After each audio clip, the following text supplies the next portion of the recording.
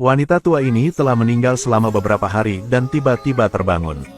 Matanya membelalak lebar. Pemandangan yang mengerikan. Dia menggeram melengking. Nyonya Luong diubah menjadi ini.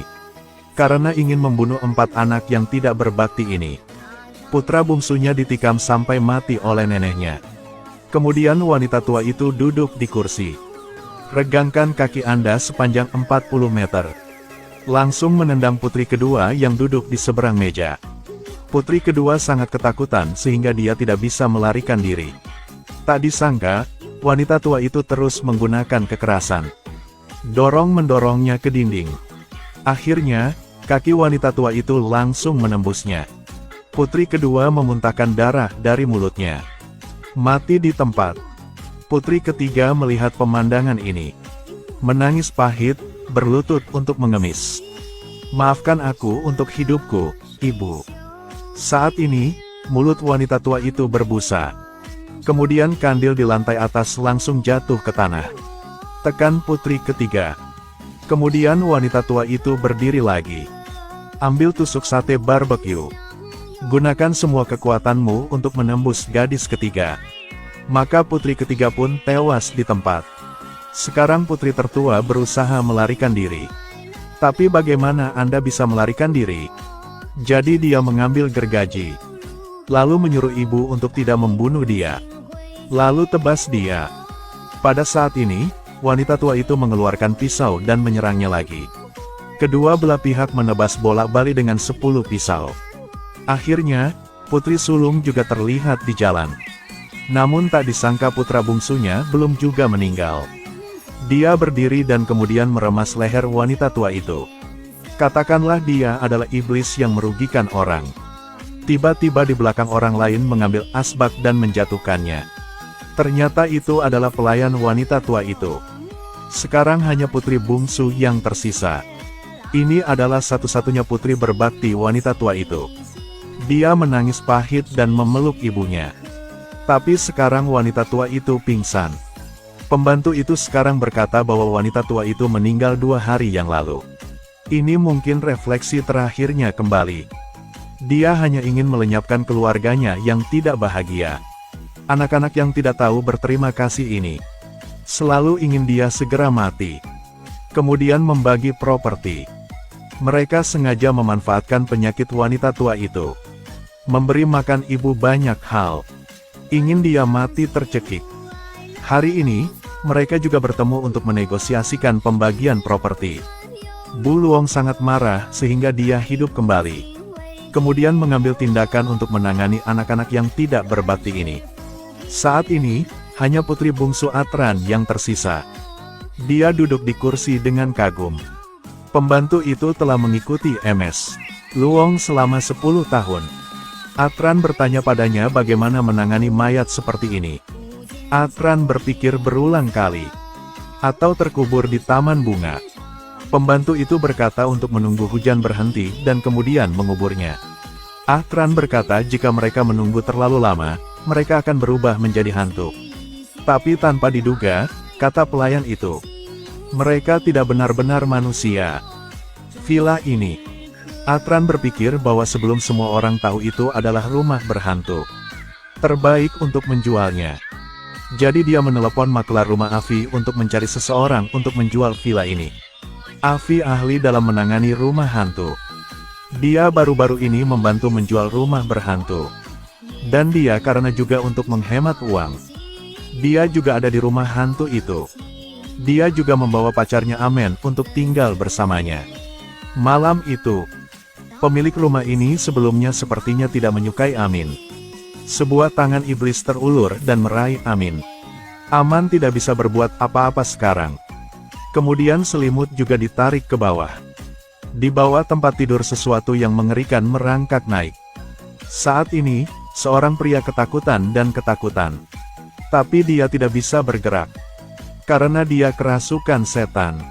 Setan jelek ini adalah pemilik rumah ini. Sebelumnya dia berada di rumah ini membunuh istrinya.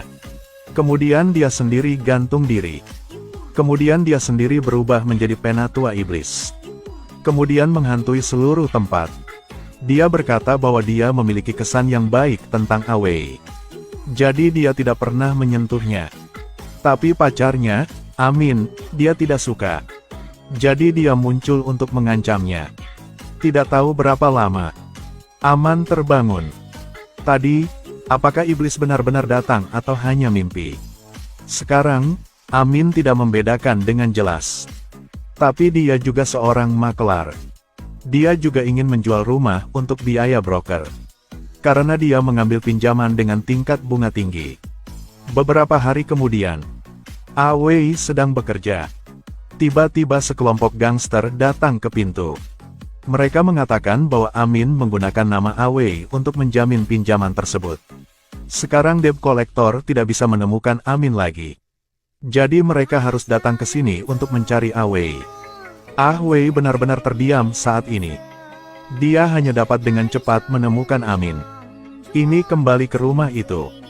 Tetapi untuk beberapa alasan dia tidak bisa membuka pintu hari ini. Karena iblis itu memblokir pintu untuk mencegah Awei masuk. Saat ini, seorang pria muncul. Dia berpakaian lengkap dari ujung kepala sampai ujung kaki. Jangan biarkan Awei melihat wajahnya dengan jelas. Dia memberitahu Awei, ada setan di rumah. Setan itu tidak akan membiarkan mereka menjual rumah itu. Kamu harus berhati-hati. Tapi Awei tidak percaya. Karena dia tinggal di sini begitu lama. Belum pernah melihat setan sebelumnya. Baru saat itulah Awei melihat dengan jelas wajah Amin. Ternyata tengkorak. Amin panik dan melarikan diri. Saat ini, Afi benar-benar terancam. Saat ini, dia juga terbangun dari mimpinya. Sekarang, Hiu Sewa telah datang ke pintu. Mereka menikam Awei dengan pisau. Paksa dia untuk memberikan uang. Melihat rumah kotor, iblis tua itu benar-benar tidak tahan lagi. Dia keluar dan melempar dua preman ke bawah. Awei menyaksikan semuanya. Akhirnya percaya bahwa rumah ini berhantu. Besok, Awei diinterogasi oleh polisi. Mengatakan bahwa pacarnya Amin meninggal 2 minggu yang lalu. Itu jatuh dari gedungnya ke tanah. Awei berpikir lama. Tapi sekarang dia mengerti. Setan tua yang membunuh Amin. Karena Amin ingin menjual rumah ini. Awei benar-benar tidak berani tinggal di rumah itu lagi. Dia hanya bisa tinggal di rumah ayahnya selama beberapa hari. Ayahnya Atuong memiliki keluarga baru. Kali ini saat sang ayah sedang tidur. Tiba-tiba, setan kecil merangkak keluar dari bawah tempat tidur. Setan kecil ini ada di atasnya. Bilang ingin membunuhnya. Ternyata Atuong telah merenovasi rumah ini menjadi 10 kamar yang disewakan. Tapi rumah belum selesai. Itu bocor gas, menyebabkan bocah ini mati secara tidak adil. Jadi Kuong Tu menjadi iblis yang tinggal di sini. Kali ini setan kecil mengambil pisau. Tusuk perutnya. Lalu dia mengeluarkan semuanya dari perutnya. Setelah itu, dia sengaja membangunkan Atuong. Atuong terbangun dan menemukan perut penuh darah. Dia benar-benar khawatir.